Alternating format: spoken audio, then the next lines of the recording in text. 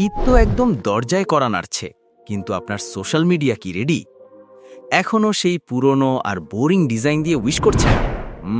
আর না। মাত্র ৫ মিনিটে আপনার হাতে থাকা ফোনটা দিয়েই ঠিক এই রকম প্রফেশনাল লেভেলের একটা ঈদ পোস্টার বানিয়ে সবাইকে তাক লাগিয়ে দিতে পারেন। ট্রাস্ট মি, কেউ ধরতেই পারবে না এটা কম্পিউটার ছাড়া বানানো হয়েছে।